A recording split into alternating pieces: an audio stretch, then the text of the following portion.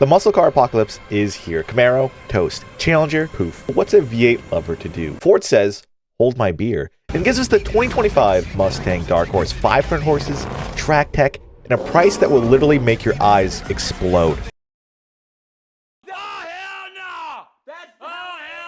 Is it the last V8 hero or just an expensive noise machine? This ain't your grandpa's review. We're hitting you with 7 reasons to buy and 7 reasons to run. And kicking things off, the number one reason you'll want this beast is, of course, its incredible planet-saving fuel economy. Okay, if you believe that, I've also got a bridge to sell you.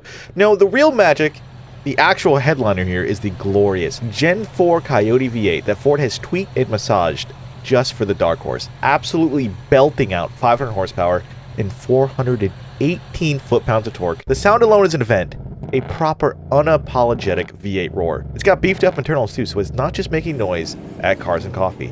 It's built to be thrashed, and your inner child will finally feel something again.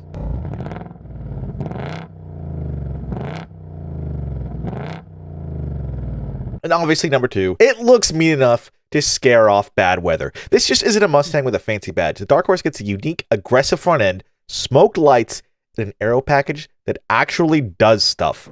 Like a functional front splitter and a big rear wing with a gurney flap if you spring for the handling package. It's got presence. It's the kind of car that makes Prius owners clutch their pearls and consider an alternate route. Number 3, genuine track prowess, especially when option up. Ford was not kidding about the track focus.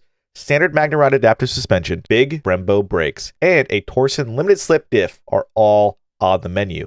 But if you really want to unlock its inner beast, the Dark Horse handling package is key. We're talking adjustable strut top mounts, a retuned chassis, and tires so sticky Edmunds pulled a mind-bending 1.12G on a skid pad. That is my face still attached territory. Number 4, a real 6-speed manual still exists.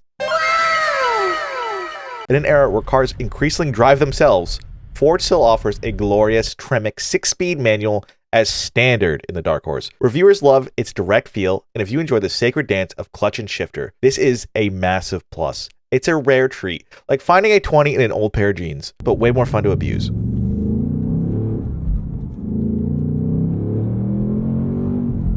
Number 5, surprisingly civilized ride, or a caged animal. You'd expect a car with this much track capability to ride like a shopping cart full of animals, but surprise, thanks to standard Magnaride dampers, the Dark Horse actually manages a pretty decent ride on normal roads.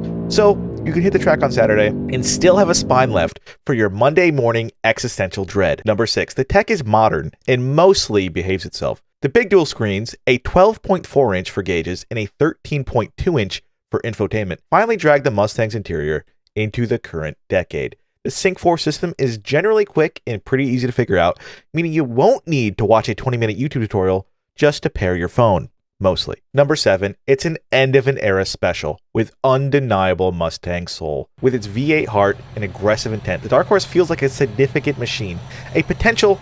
Remember when they made these kind of car? It got that 6-year-old Mustang DNA, but it's also pushing the limits. It's the kind of car that makes you feel like a hero, even if you're just going to pick up milk. And telling people you own the Dark Horse, instant cool points. Alright, now hold your horses. Before we drain your 401k, let's talk about the dark side of this Dark Horse. Number 1, the price tag will make your wallet stage an intervention. This is a big one. The Dark Horse starts around 60,000 US dollars, and that's just the entry fee. Want that awesome handling package? That'll be another 5,500. Fancy Recaro seats? You're easily looking at $70,000 plus for a Mustang. For that kind of money, you could buy a very nice used Porsche or even a small island in some countries. Number 2, the interior. Nice screens, but still some Mustang plastics. While the tech is a solid upgrade, as we said, a pro, the overall feel of some interior bits might not scream $70,000 luxury car. This is a classic Mustang play. You're investing in a fire-breathing V8 in the go-fast hardware, not necessarily hand-stitched Alcantara sourced from virgin space llamas. The screens are cool, but some of the surrounding trim might make you wish you hadn't touched it. Number 3, you're paying top dollar for a heavier hitter. Okay, the Dark Horse isn't exactly a dainty flower. It's carrying some serious American muscle, which translates into a bit of heft. Ford's worked magic with suspension to make it handle incredibly well for its size, but when you're dropping this much coin, you might notice that some competitors in this price range feel a bit more like a scalpel while this is more of a beautifully engineered sledgehammer. Number 4, straight line speed.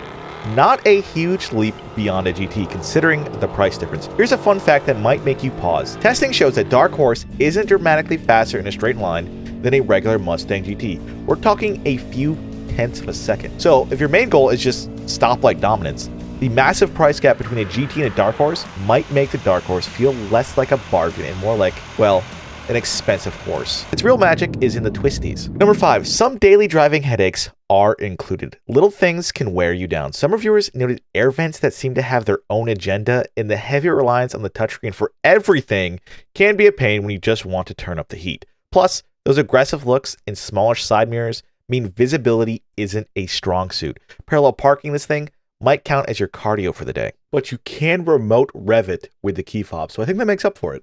So you're going to go unlock and then lock.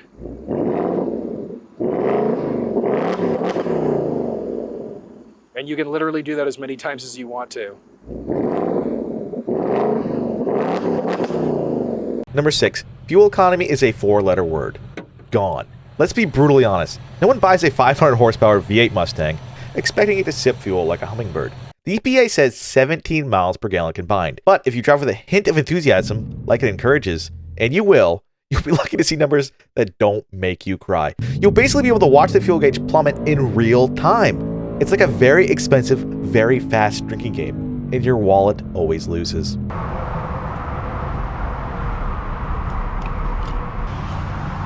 Damn, 54 even.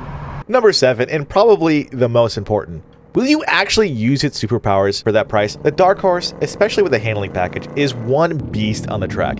It's built to be pushed to its limits. But if your daily reality is more like stuck in traffic than attacking the Nürburgring, are you really getting your money's worth? It's like buying a set of professional chef knives just to make toast. Impressive, but maybe not the most practical investment. So, the 2025 Ford Mustang Dark Horse. It's loud, it's proud, it's got a V8 that'll stir your soul, and it genuinely embarrasses some much pricier metal on a racetrack.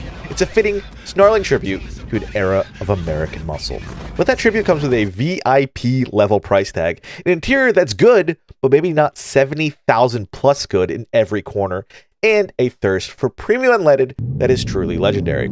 If you're a dedicated track fiend with deep pockets looking for a factory warranted Mustang that's ready to brawl, the Dark Horse is seriously compelling, if not an unapologetically expensive choice. For everyone else, a well-spec'd Mustang GT might just offer 90% of the giggles for a whole lot less financial agony. What do you think? Is the Dark Horse the ultimate Mustang dream, or does it price itself into a very specific, very expensive stable? Let me know your thoughts down in the comments, and let me know if you enjoyed this high-speed review. And that's it. That's the video.